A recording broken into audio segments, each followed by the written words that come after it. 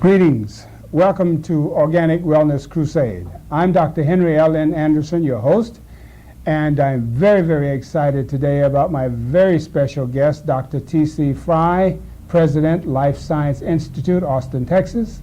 Today, Dr. Fry and I have been discussing his new book, The Great AIDS Hoax. Great AIDS Hoax. Is that about right? That is correct. You're going to be very, very shocked by some things that Dr. Fry says. You're going to be very educated by other things that he says. And you're going to be very, very interested, I think, in this portion of our discussion. Dr. Fry, would you please start by just telling us a little bit about your background? I know that the things that you're going to say are going to first open you up to criticism. People are going to want to know, where does he come from? What gives him the right to say these things? What is his educational background? So let's dispel those anxieties right away. Well, first, I would say I'm self-educated. I dropped out in my senior year at high school. And I like to say that I don't face the handicap of having been formally miseducated or brainwashed. I have done my researches and learning independently and have not been influenced by traditional, or shall we say, perpetrated and perpetuated misconceptions in many areas, and especially in the health area in which I presently function. Yes, I'm the president of Life Science, and at Life Science we've developed an educational program, one of which is called the Nutritional and Health Sciences course. This course has achieved considerable notoriety, or I should say fame, and two of its foremost graduates are Harvey and Marilyn Diamond, authors of the best-selling book Fit for Life. The course has been translated into French, and it has been adopted as curriculum at the Department of Medicine, University of Paris in France. I was there helping dedicate it, and they teach it to 1,200 medical students as naturotherapy. And I was honorarily awarded there a degree of Professor of Naturotherapy. And of course, when I came back here, I was also awarded a degree by City University of Los Angeles as Doctor of Science. So I'm not without degrees, but I do not call myself doctor, though many people do. Well, we'll call you doctor. Yes, the word doctor, incidentally, does not mean to treat people. It means to teach people. That's what the word doctor means. It comes from the Latin word docere. Well, that makes you a super doctor then. Well, all right. In Europe, they call doctors what we call professors. Yes. Well, Dr. Fry, since that is most appropriate for you, because you do spend most of your professional life teaching others, and as a student of yours myself, I know about your teachings, and I know a lot of what you want your students to learn. We are facing a very, very serious crisis in our country and in the world. We've got people who are dying from AIDS.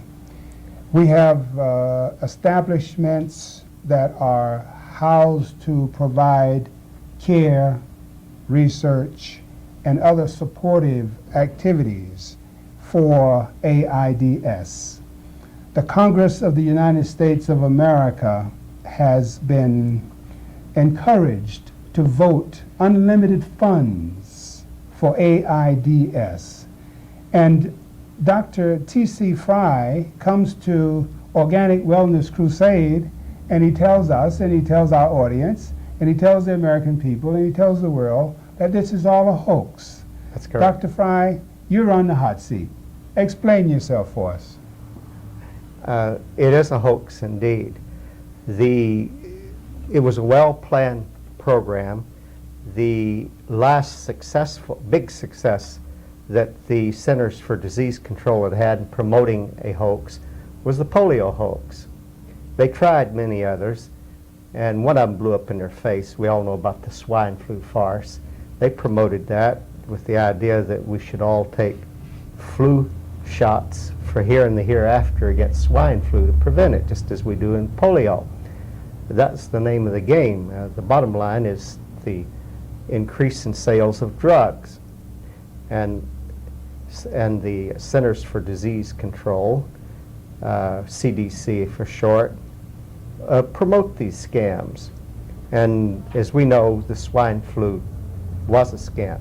Several of them they've tried and they didn't go over big. For instance, Legionnaire's disease promotion never went over big at all. But then, back in 1978, they dismantled a disease called syphilis. Most people around have memories about syphilis, but you don't hear about it anymore. Right. Well, syphilis has 4 stages, presumably. The first stage was the development of papillae, or sores in the genital area, and the second stage is even more serious, where there are lymphadenitis, that is affections of the lymph glands.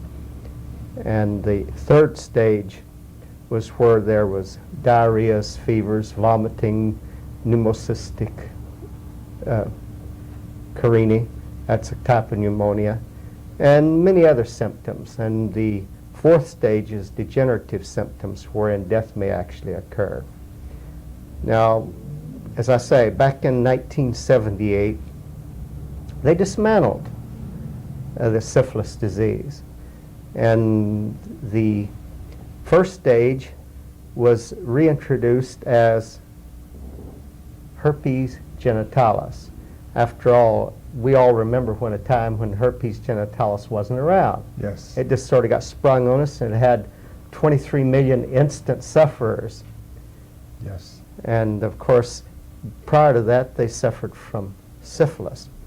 But then a second and third stages and fourth stages were introduced, and they had already been introduced prematurely before the Center for Disease Control took charge. It was called GRID, and it had one specific purpose: to destroy the burgeoning gay rights movement of the time. They were being quite successful, and it looked like they would get a legislative act equivalent of the Equal Rights Amendment women were trying for. And so a lot of powerful forces developed what they called gay-related immunodeficiency disease. Now, this is a disease that many gays get, only a small number when you consider there's so many millions of gays, but it's a disease they get if you're heavy on drugs, especially uppers and downers and quaaludes and many other things, poppers, which the gays were taking in great doses to get better, what we call higher highs. Yes. And of course, the gays were well known for their tendency to syphilis. But for that, they took a lot of antibiotics.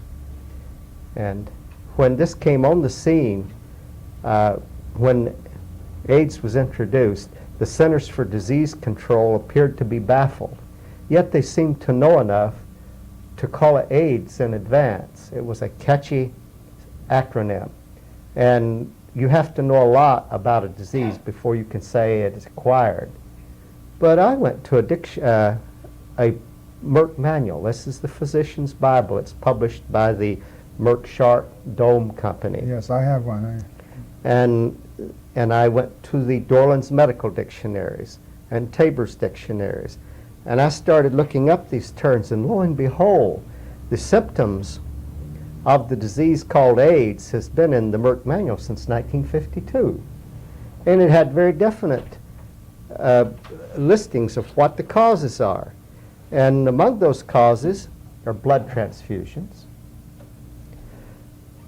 immunosuppressant drugs, antibiotics, cytotoxic drugs, alcohol, radiation therapy, antimetabolite therapy, and phagocytotic disorders, and chemotaxis, and hypercatabolism, nephrotic syndrome, protein-losing enterotherapy. In other words, there was any number of things that would cause the destruction of the white blood cell complement, which constitutes what's called AIDS. And what the Centers for Disease Control did was to take old diseases and gradually include them under the AIDS banner. Now, it was significant that the people who were dying of this were mostly gays. That is no longer true. But at the beginning it was, because the people who died were those who were suffering the symptoms of what was called AIDS. Actually, they were immunodeficiency diseases, which have been around for ages.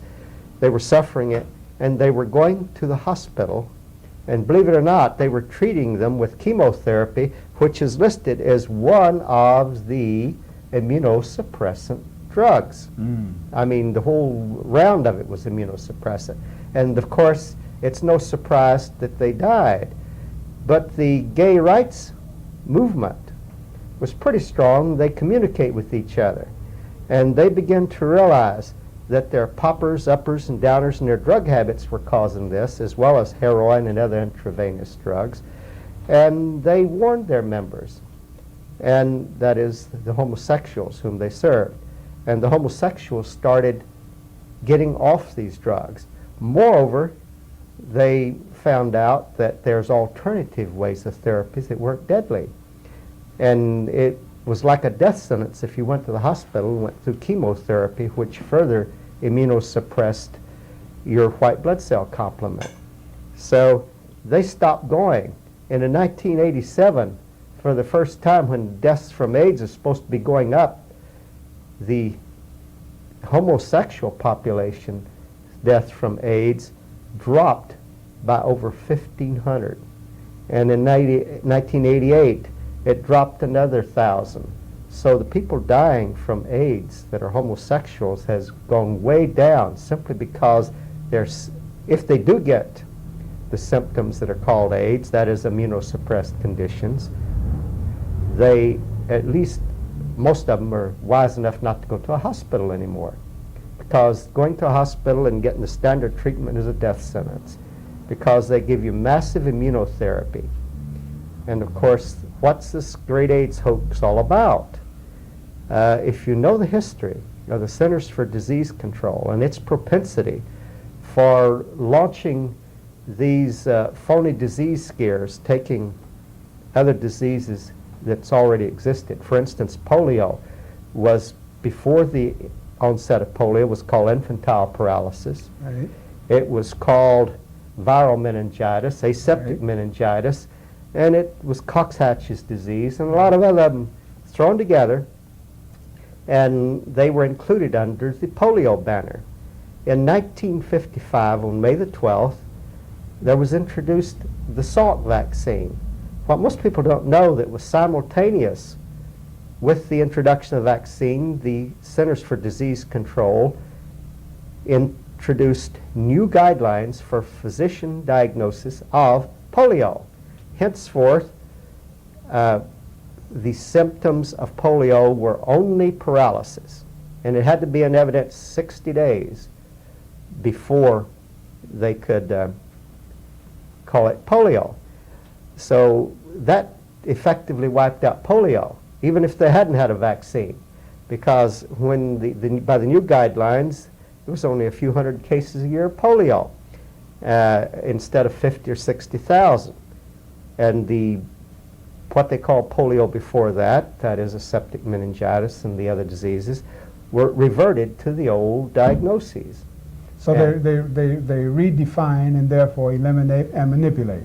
That's correct. That's what Centers for Disease Control do. They brainwash us. They get us all in a dither through the press. They create a real hysteria and a panic, and everybody is afraid their children are going to get paralysis and everything. And when the polio vaccines came out, they rushed to get their children vaccinated and protected. But it's something they don't tell you, that the rate of polio went up about 3 or 4 times after the introduction of the disease, but was diagnosed under the other symptoms, to which it reverted. And of course, the paralysis was more, but it's still only a few hundred cases a year. So but the whole idea was to establish the basis for selling you a polio vaccine from here to hereafter. Now, the Salk vaccine is very deadly. It killed more people, it killed more children than the swine flu vaccine. But they had that one under control. It didn't get out of hand. But lots of children were killed by the Salk vaccine, so they quietly discontinued it and substituted what they call the Sabine oral vaccine. See, they don't care what they sell. Selling is the name of the game. And of course, it does not prevent any of the symptoms called polio if you take into consideration that aseptic meningitis and other designations were what they were calling polio. Dr. Fry, excuse me for a moment. Yes. I can just see our audience getting a little bit antsy out there. Uh-huh. You made a few very glaring accusations.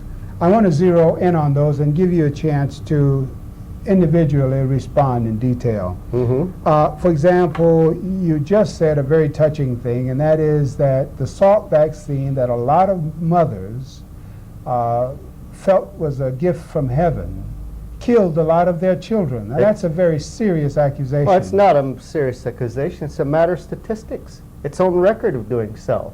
Perhaps you heard about in 1957 when they said a bad lot of vaccines from Cutter's laboratory in San Francisco was killing the children. Well, the truth is the Salk vaccine itself was totally disastrous, and it was withdrawn. And the Salk vaccine, the Sabine vaccine, was substituted instead. This was in the polio, but we still take polio vaccine. That's the name of the game, the bottom line, so to speak. And of course, there's other fallout from this. Now, if you go to the AIDS hoax, the Centers for Disease Control, especially the sexually transmitted disease section, of which Dr. James Curran headed, was in much danger of being cut back under the Reagan administration. So their situation called for bringing in something sensational, not only to maintain themselves, but perhaps to increase their budget and increase their research department and increase the salaries and importance of the people there. And of course, they had already this under cooking on the back burner, so to speak, when they dismantled syphilis back in the late 70s. And it reintroduced the first part of syphilis, the first stage, as genitalis herpes, or herpes genitalis. So you see, the stage was being set already, and along come these opportunists and called the homosexuals' drug habits, which were killing them, called it GRID. And all drugs are immunosuppressants. They suppress the body's white blood cells. They destroy them because the white blood cells are the body's first line of defense in the fluids. It goes after poisons in the blood, even if they're destroyed in the act of apprehending and trying to eject these poisons. And that's exactly why they're immunosuppressant. They die in the process. They die in millions and billions trying to apprehend and get these poisons out of the system. A person says, I've got a headache, I'm going to take an aspirin. What is that person doing? Well, he's suppressing the symptoms of a highly toxic body. You get a headache only if your body is toxic. And the body responds to this toxicity by a process of trying to keep the blood to the brain pure. And what it does is to place a barrier in the bloodstream. It constricts and it causes tremendous pressures in the head. And this is what causes the headaches, tremendous pressures in the head. And it's not in the brain. The brain has the pressures too, but we don't feel it in the brain. We feel it only on the nerves exterior to the skull. Dr. Fry, I want to go back just a moment to the Salk vaccine. Yes. Dr. Jonas Salk, as I recall, was awarded a Nobel Peace Prize. That's correct. Should he burn? Should he burn his prize? Well, he's actually a great charlatan. And of course, the drug industry, the pharmaceutical industry, which is a part of a cartel that controls our media and everything else worth control in this country, doesn't unmake heroes. He's still a hero in their books, but actually his vaccine was a disaster. Are you suggesting that the Center for Disease Control in Atlanta, Georgia is a pawn of the drug industry, the pharmaceutical industry? I'm not saying or suggesting it is, I'm saying it is. Well, It serves not only its own bureaucratic purposes, but it's a pawn of the pharmaceutical industry. it is not a private, it is not a governmental agency? Centers for Disease Control is a governmental agency, and it acts as if it were an agency or an association for the pharmaceutical industry in reality. But it does have a lot of legitimate functions. I see. But by and large, it's not needed. It was set up to serve the pharmaceutical industry at government expense. I mean, that's not unusual because the cartel that controls this country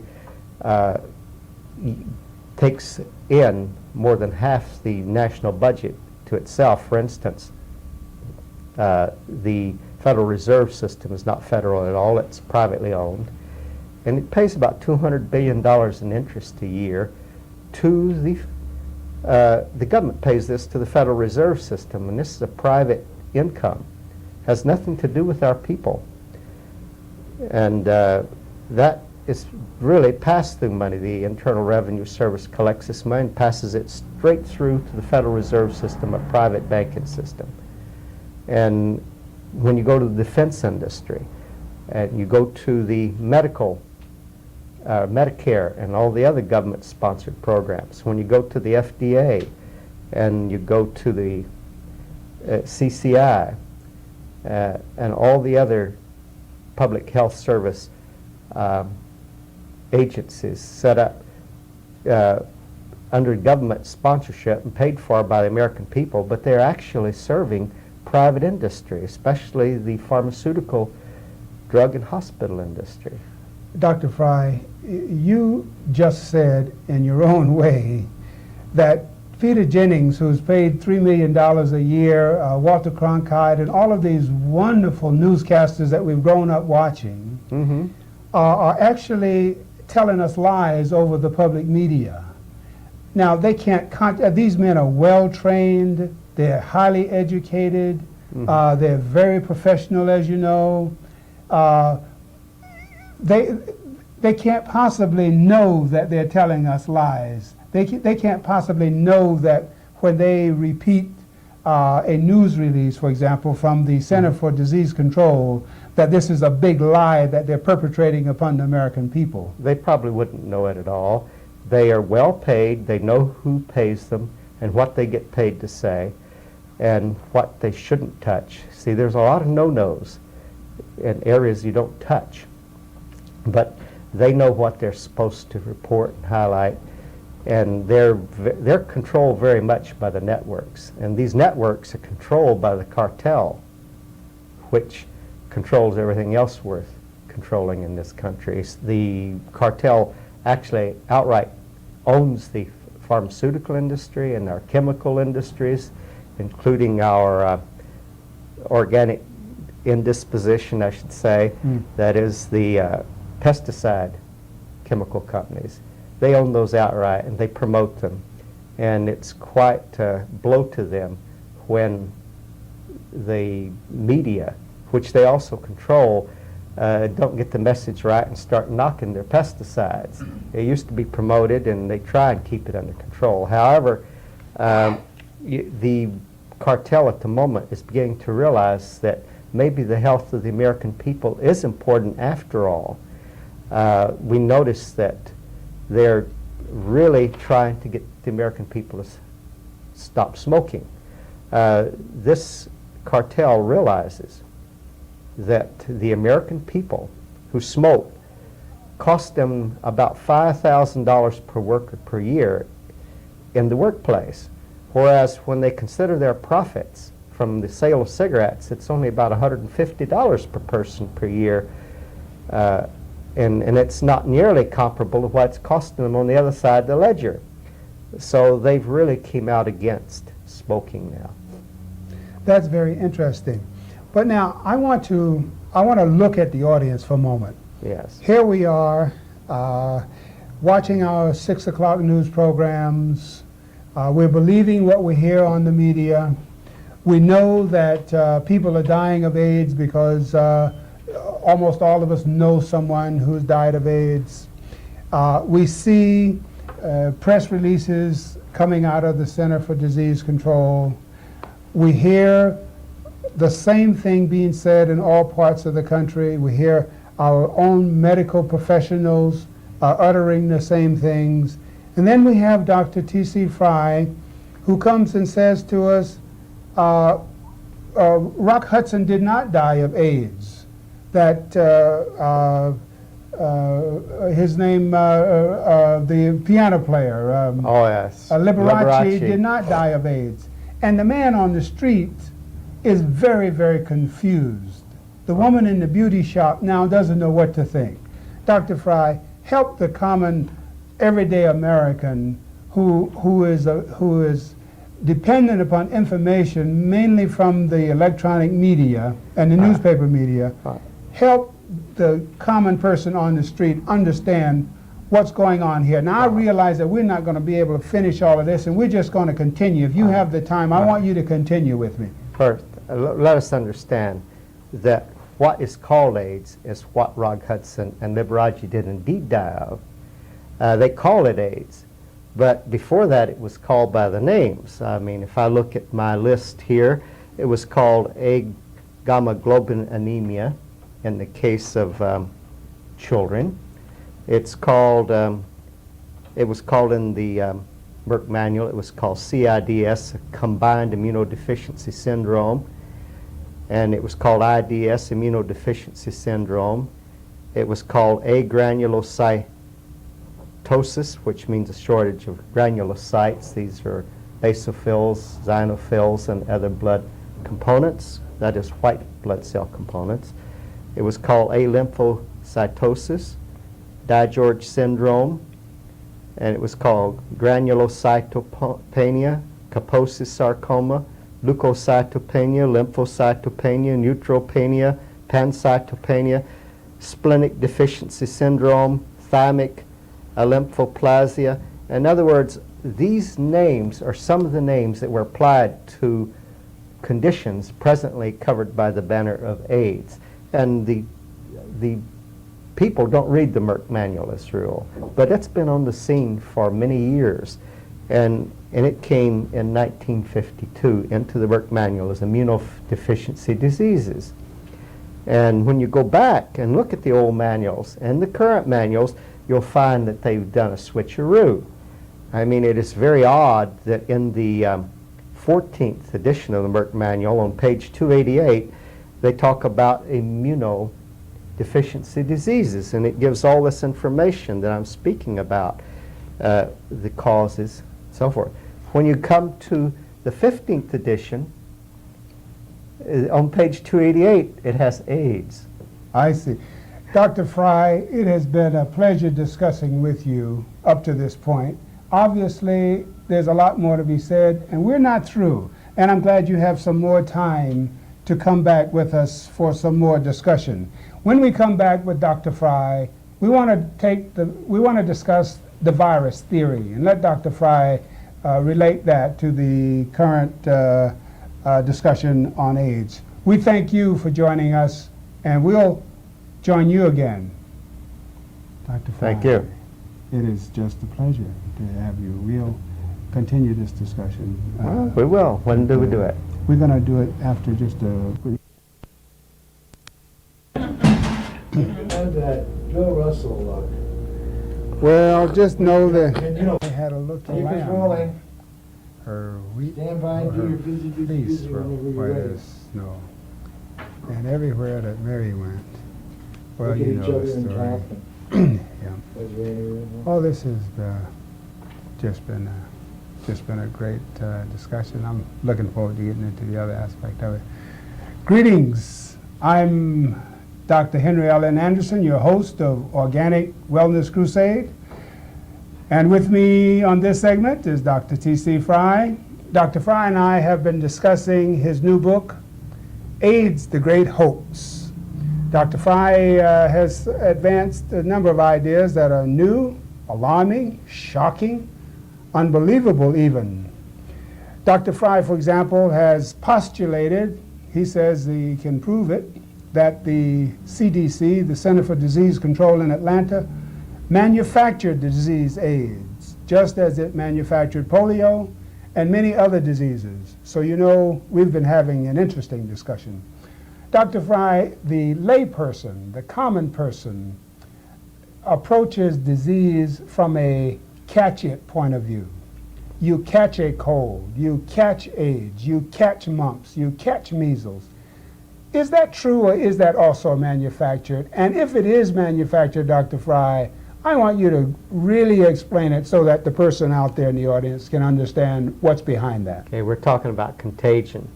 Now, contagion exists for thousands of years, the concept of it. And originally it applied to demons. People were possessed of demons, and they had people who drove demons out as a profession. And eventually part became the priestcraft and another part became the medical profession.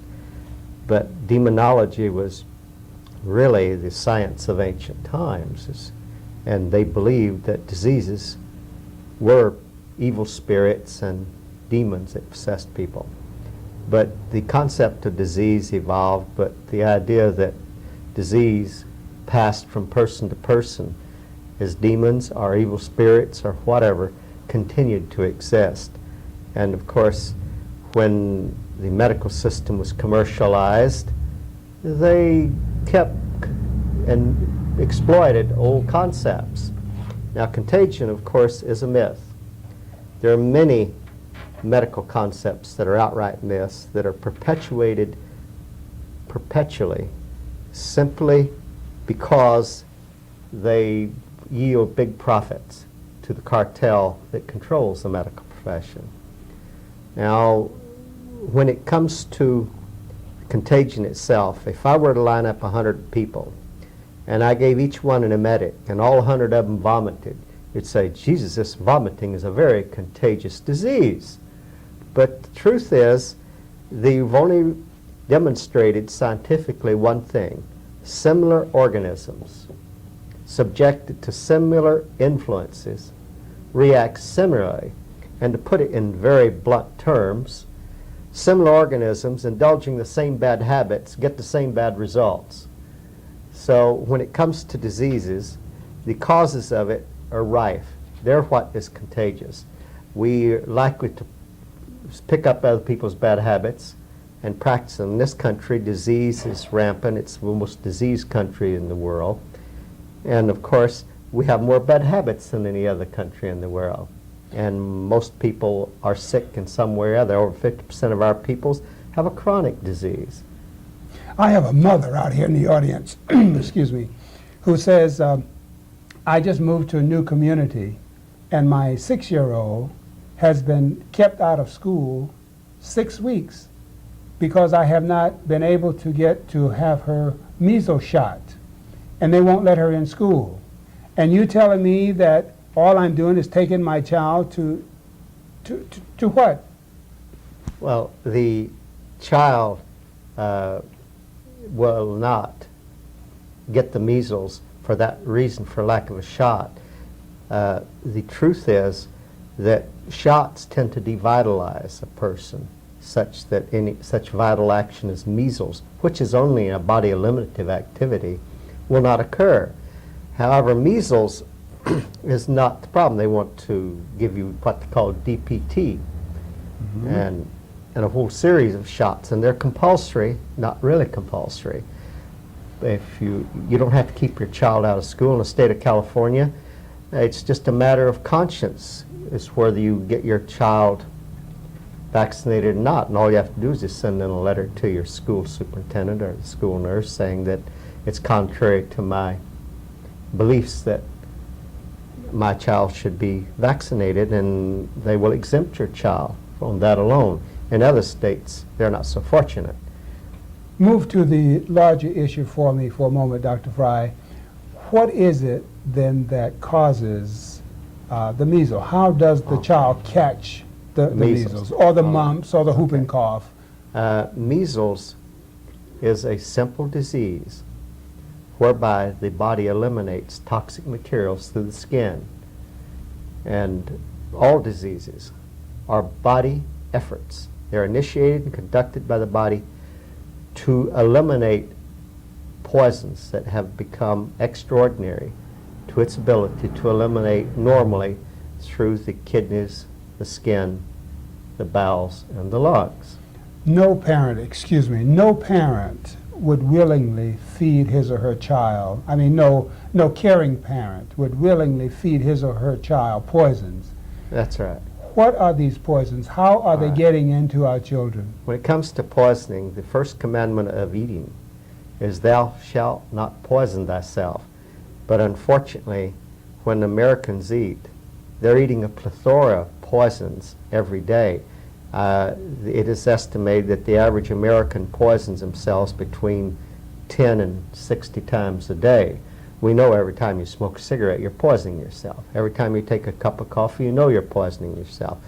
When you take alcohol, you know you're poisoning yourself. It's a very bad poison. Well, is tea any different from coffee? Well, tea is really the same as coffee. They have just different names for the same substance, which is a type of caffeine.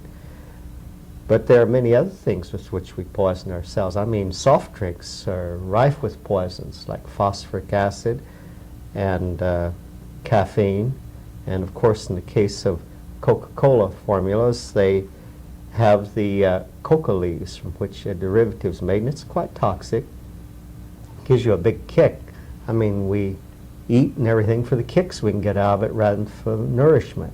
And soft drinks are a disaster, just like alcohol and alcoholic beverages.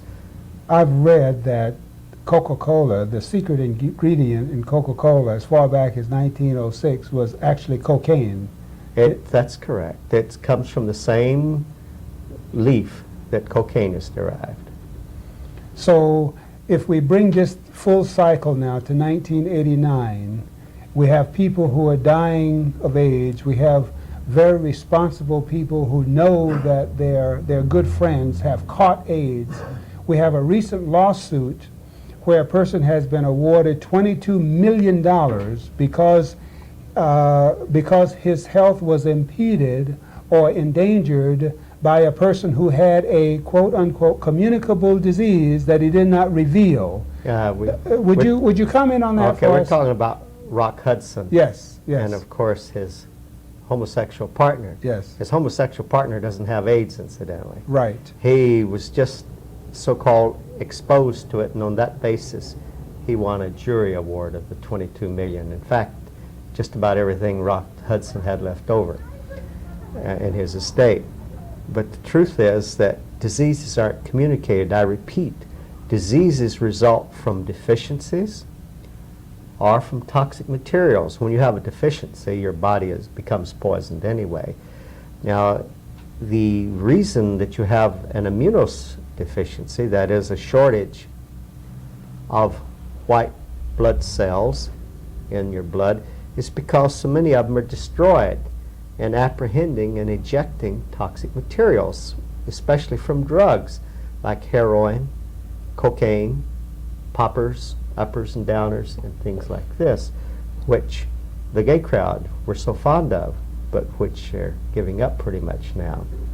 Are you saying, Dr. Fry, that if in fact Rock Hudson had AIDS, his lover, unless he were doing the same kinds of habits as Rock Hudson, was in no danger ever, never? No danger.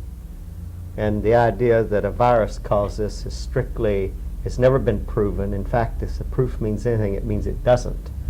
What exactly is a virus? Well, a virus is an evil spirit, but I'll tell you what they've settled on it. Virus was already in the last part of the last century began to be referred to as a cause of disease because it was already evident that the bacterial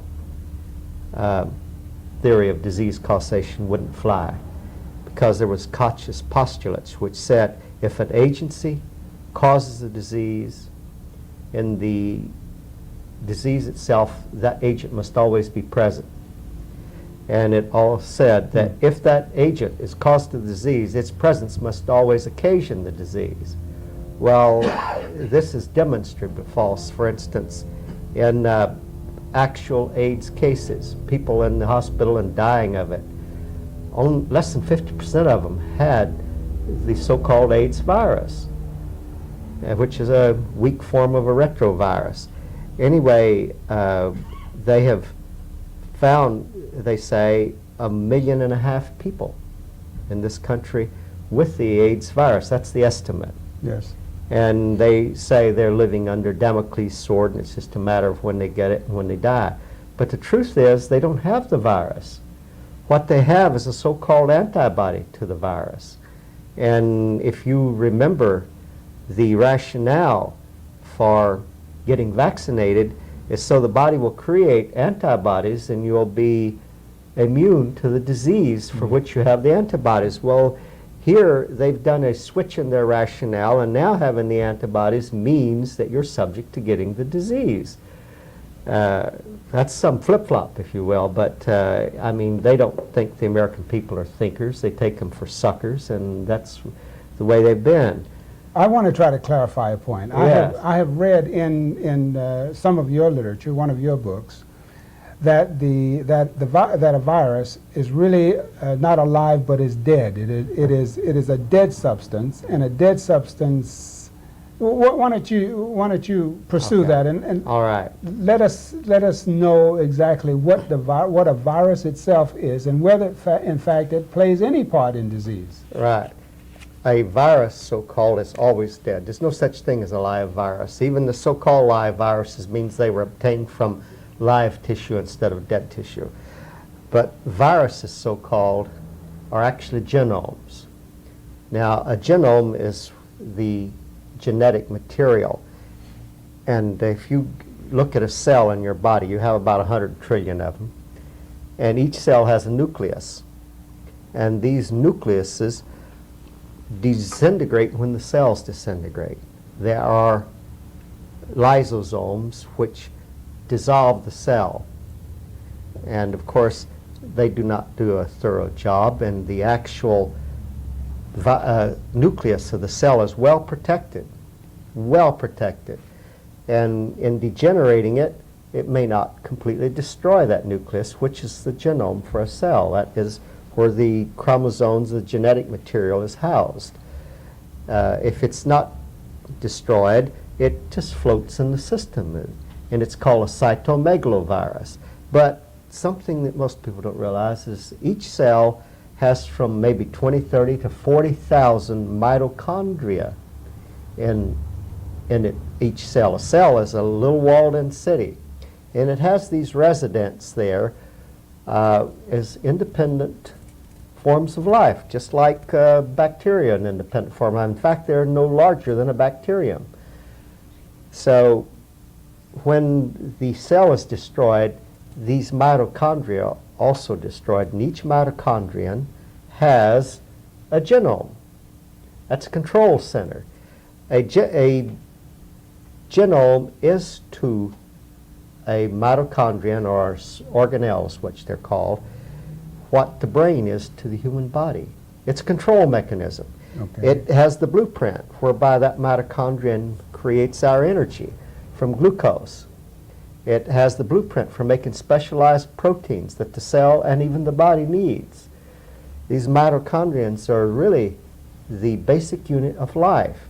They have collected together, and they have a protected environment called a cell. And of course, cells have united together, and they have a protected environment called a body.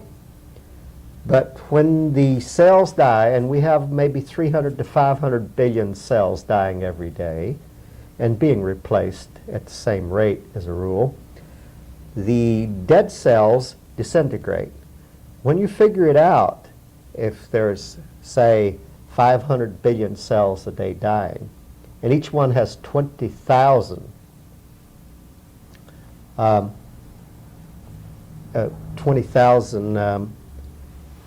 shall we say, mitochondria dying. Well, you have several quadrillion, maybe a quintillion of genomes that are involved. And if those that survive or don't get completely destroyed, they're dead, yes, but they just float around in the system. Now, there are processes called pinocytosis and phagocytosis, whereby cells recycle the body's own waste. The body's own waste are very subject to use. It's not an alien material, and all it does is the cell takes it in, it actually invaginates it, becomes a little dent in it, and then it envelops the material, and it forms an impromptu stomach, and lysosomes, again, go in and digest this material and break it down into the proteins, the amino acids, and the fats into simple fatty acids or monoglycerides and glycerols, and then the cell can use it. It reconstitutes it into its own materials. So what they're calling the genome is that material which floats around that came out of mitochondria, but they're calling them viruses. After all, the system is based on drugs, and it needs scapegoats in order to justify the system. They're sending the drugs in to destroy these so-called things. Never mind that the drugs destroy the human being more than they destroy anything else, and dead material don't have to be destroyed, it's already dead.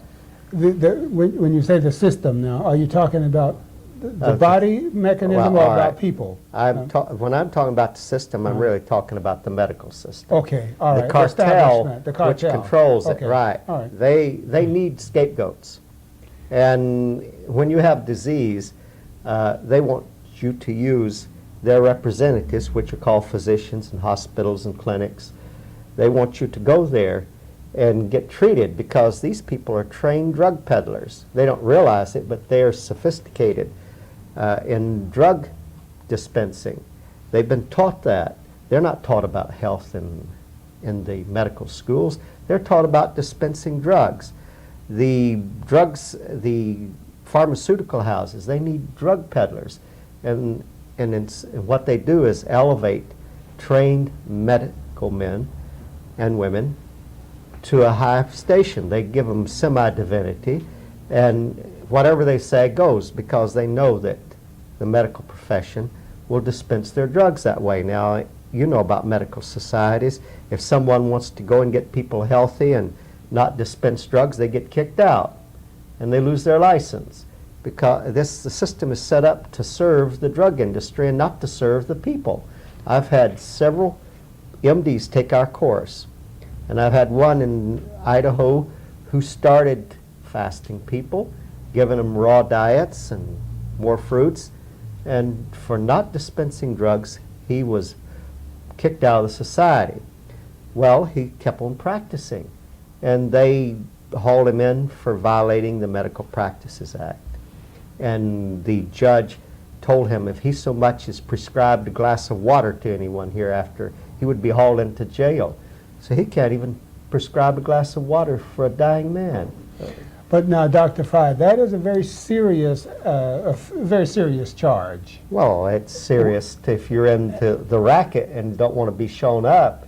But if for people who are out there listening to this who have no vested interest in medicine or pharmaceutical interest, hey, this should be very serious. It should be the best news they've had. But how can you say to the person who wakes up every morning and cannot live without an aspirin, or the person whose closet is full of medications given by the family doctor, and the family doctor who's trusted himself, who writes the prescription, how can you convince my public out there that all of these people are in some sort of undeclared conspiracy to do them harm? Oh, gosh, I'm surprised that our ancestors in nature ever made it at all. I'm surprised that people in tribes in Africa get along at all because, hey, they don't have any physicians, drugs, or anything. They live as foragers and hunters. Well, you know, it did occur to me that there are no veterinarians out in the plains, are there? That's correct, and the animals get along just fine, don't they? Healthy, never diseased and sick. And of course, when man takes over and dictates the diet of the animal, he gets sick and they take him to a vet and he makes him sicker. That's a lot of food for thought. But I want to go back. Now I want to go back to a couple of famous people. Rock Hudson Yes, and Liberace. yes, Based on statements that you've made, it would appear that both Rock Hudson and Liberace were users or abusers of drugs. yes. They could have been that. But remember, they What- were very what- rich Yes. and they availed themselves of a lot of medical treatments. And the medical treatments in themselves are immunosuppressive and deadly. Explain that a little bit. Now, you say medical treatments. If it's not drugs, then what else might it be that Medical could treatments. depress the immune system? Medical treatments do rely on heavy use of drugs. In fact, almost no medical treatment doesn't involve drugs. Now, you all remember Christian Bernard Yes. and the people he treated in South Africa and heart transplants. Well, those people died of AIDS, and they described their life after heart transplant as living hell, because what he did was to give them immunosuppressive drugs so that they would not reject the heart. Well, these immunosuppressive drugs actually destroy white blood cells, which would destroy alien organisms in the body, and they recognize someone else's heart as an alien protein, an alien organism, it will destroy it. So they give drugs to inhibit that destruction, and of course that is the key for making heart transplants, is to keep it from being rejected, because rejected you'll die. But you just said that they died of But AIDS. they died of AIDS instead, right, because they were pumped full of immunosuppressive drugs. But isn't that inconsistent though with your thesis? No, it's not consistent. Look, AIDS is only an acronym that applies to diseases that have been around and have actually been in the medical literature I for see. over 400 years. I see. So you're using the term as it is commonly used, not as a description of what. That's correct. I see. In using the term AIDS, we understand that to mean an immunodeficiency syndrome. Incidentally, I told you a while ago that immunodeficiency syndrome is in the Merck manual and has been for about 45 years or so. But there's also acquired immunodeficiency disease in there. And this merely meant that you got it after birth. If you were born with it, and that's A gamma globulinemia, it is called congenital. Okay. And congenital immunodeficiency, and if you got it after, it's called acquired.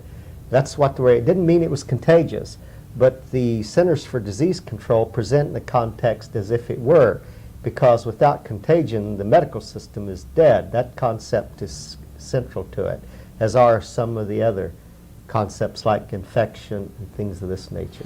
Now, Dr. Fry, I know that you're not a psychologist or a psychiatrist and you don't practice psychology. No. But I got to ask you this question, because there are a lot of people out there watching this program right now who actually believe that a friend of theirs has AIDS, or in fact that they themselves have AIDS. Now, when a person believes that he has a disease, I want you to comment on that. What is the real situation with that person? Well, sometimes the depressing effect of a belief can cause what's called psychosomatic disease, but it really doesn't have all that much physical effect that you imagine. It's just that the body fakes it.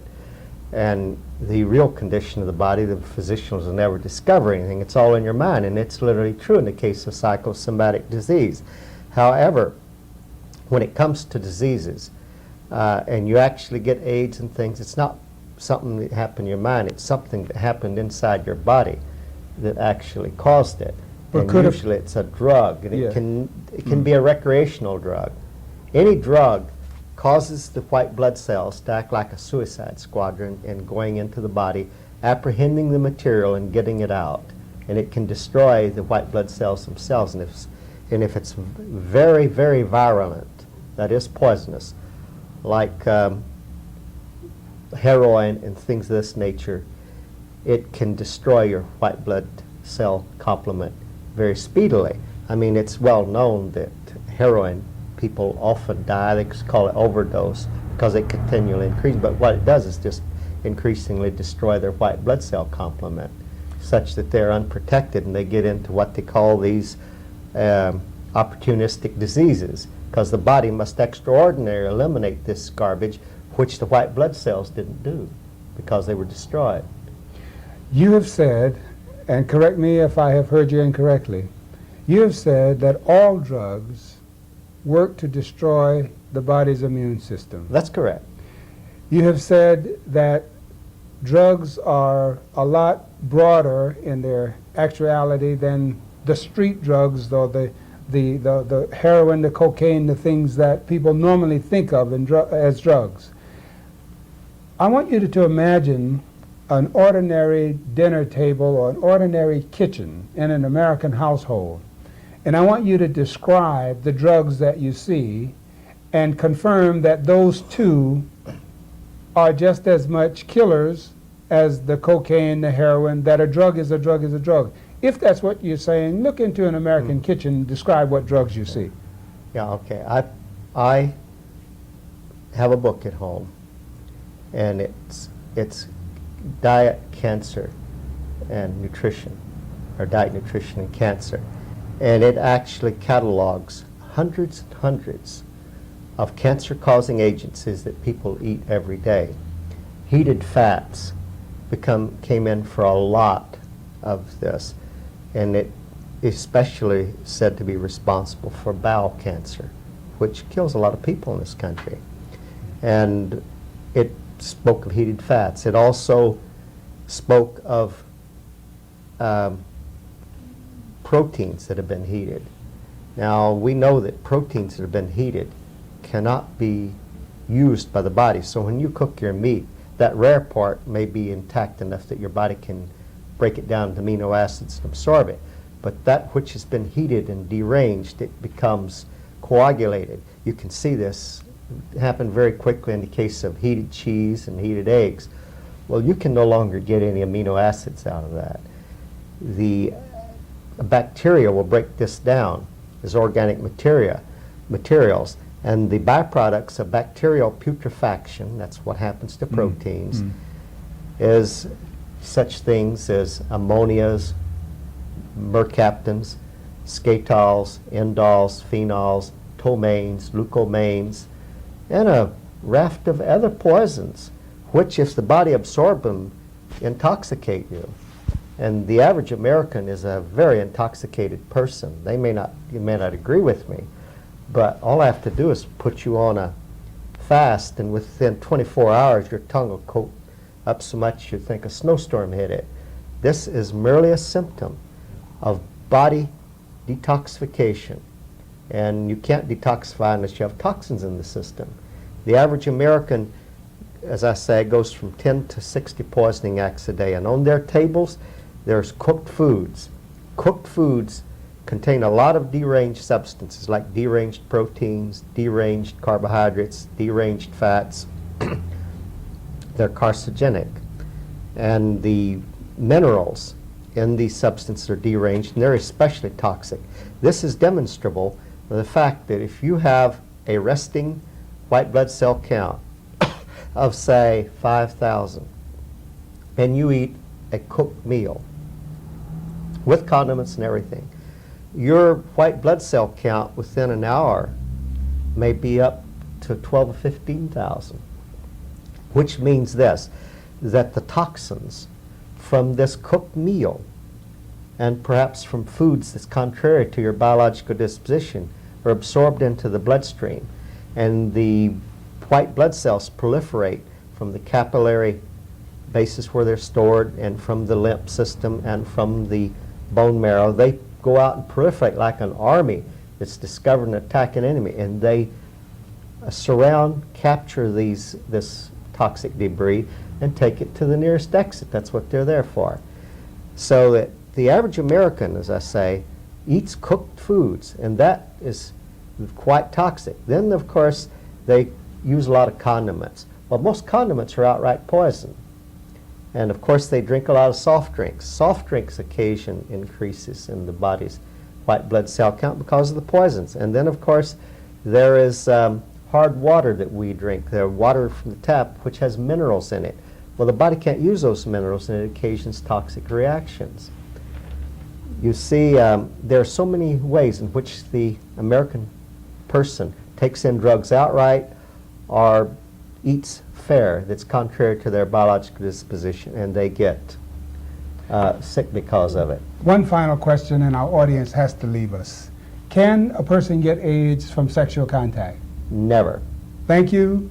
Thank you. Dr. T.C. Fry has been my guest. We have been discussing AIDS, the Big Hoax, on Organic Wellness Crusade. I'm Dr. Henry Allen Anderson, your host, and we'll hope you can join us next time.